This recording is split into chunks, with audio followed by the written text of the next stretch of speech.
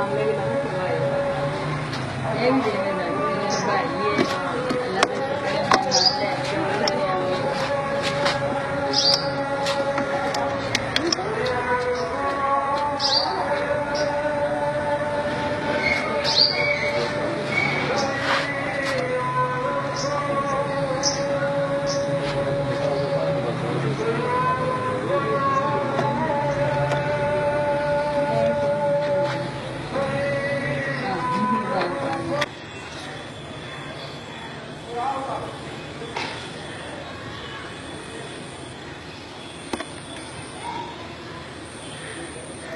अस्सलाम वालेकुम भाईजान। वालेकुम सलाम। की नाम है भाईजान ਤੁਹਾਡਾ? मोहम्मद इरफान। वालिद साहब ਦਾ ਕੀ ਨਾਮ ਹੈ? मोहम्मद सादिक। ਕਿਹੜੀ ਜਗ੍ਹਾ ਤਸ਼ਰੀਫ ਲਿਆਏ ਹੋ? सराय आलमगीर। ਸਰਾਏ ਆਲਮਗੀਰ ਤੋਂ। ਤੇ ਕੀ ਮਸਲਾ ਸੀ ਤੁਹਾਡਾ? मेरे फेफड़े का कैंसर सी दिमाग की। ਅੱਛਾ, ਦਿਮਾਗ ਔਰ ਫੇਫੜਿਆਂ 'ਚ ਕੈਂਸਰ ਸੀ ਤੇ ਇਹ ਹਕੀਮ ਸਾਹਿਬ ਤੋਂ ਪਹਿਲੇ ਕਿਧਰੇ ਇਲਾਜ ਕਰਵਾਉਂਦੇ ਰਹੇ ਹੋ? जी शौकत खान का इलाज कराना है। ਤੇ ਕੋਈ ਨਾਲ ਉਹਦੇ ਨਾਲ ਫਰਕ ਕੋ ਨਹੀਂ ਬਣਿਆ? नहीं उसके नाल कोई फर्क नहीं पिया। ਅੱਛਾ, ਤੇ ਫਿਰ ਇਹ ਹਕੀਮ ਸਾਹਿਬ ਕੋਲ ਦਵਾਈ ਹੁਣ ਲੈ ਰਹੇ ਹੋ? जी ਇਹ ਹਕੀਮ ਸਾਹਿਬ ਕੋਲ ਦਵਾਈ ਲੈਣਾ ਕਿੰਨਾ ਕਰਸਾ ਹੋ ਗਿਆ ਜੀ? 2 महीने हो गए। ਤੇ 2 ਮਹੀਨੇ ਦੇ ਇਲਾਜ ਨਾਲ ਕੀ ਫਰਕ ਤੁਹਾਨੂੰ ਮਹਿਸੂਸ ਹੋਇਆ? काफी फर्क है पहले नहीं बेहतर है। ਅੱਛਾ, ਕਾਫੀ ਬਿਹਤਰ ਹੋ ਹੁਣ। जी ਯਾਨੀ ਕਿ ਕੀ ਬਿਹਤਰੀ ਹੈ ਤੁਹਾਨੂੰ? पहले खांसी बहुत ज्यादा हमसे रेशा रहता जी। ਅੱਛਾ, और काफी काट है। ठीक है। ते वैसे जिस्मानी हालत की है अभी? जिस्मानी हालत भी बेहतर है। पहले टुरन फिर नहीं थी होना चल फिर सकते। ठीक है। अच्छा, ये हकीम साहब बकिया इलाज कितना थोड़ा कह रहे हैं? 3 महीने कह रहे हैं। 3 महीने और इलाज करवाना है। जी ते हकीम साहब फीस किन्नी की लेंदे हैं?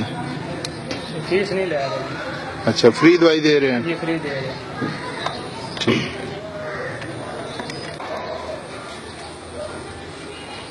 अस्सलाम वालेकुम भाजी। वालेकुम सलाम ਇਹ ਤੁਹਾਡੇ ਕੀ ਲੱਗਦੇ ਹਨ ਭਾਈ ਹੋਣੀ? मेरे मियां साहब ਮੀਆਂ ਸਾਹਿਬ ਨੇ।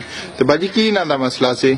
फेफड़े का कैंसर सी दिमाग का ਦਿਮਾਗ ਔਰ ਫੇਫੜਿਆਂ ਦਾ ਕੈਂਸਰ ਸੀ जी ਤੇ ਇਹਨਾਂ ਦਾ ਇਲਾਜ ਪਹਿਲੇ ਤੋਂ ਕਰਵਾਉਂਦੇ ਰਹੇ ਹੋ ਤੇ ਕੋਈ ਨਹੀਂ ਕੋਈ ਉਸ ਦਾ नहीं, ਫਾਇਦਾ? काफी जगह तुम करवाया कोई नहीं मसला हल होया।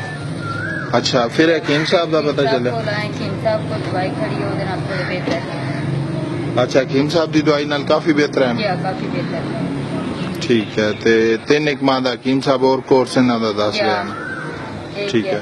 ते हकीम साहब की दवाई नाल तुसी मुतमईन हो? जी हाँ, शुक्र अल्हम्दुलिल्लाह।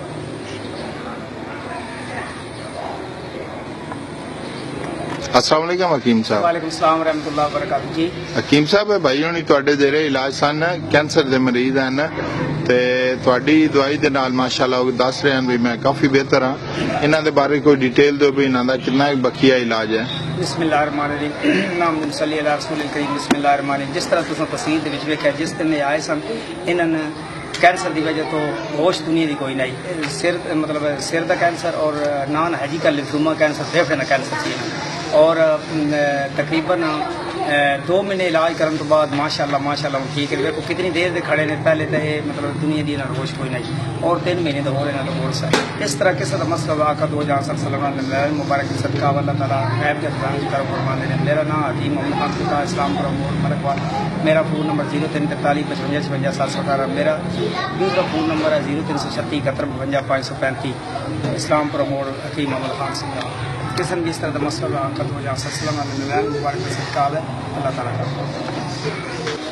भाईजान कोई खसूसी पैगाम आवाम को देना चाहो? ये बिल्कुल पैगाम देंगे अगर कोई किसी बंदे में मसला है तो जरूर हकीम साहब ने रब्ता करें इंशाअल्लाह आपको शिफा देंगे। या कोई गरीब बंदा होगा हकीम साहब इंशाअल्लाह की मदद भी करेंगे दवाई भी फ्री देंगे।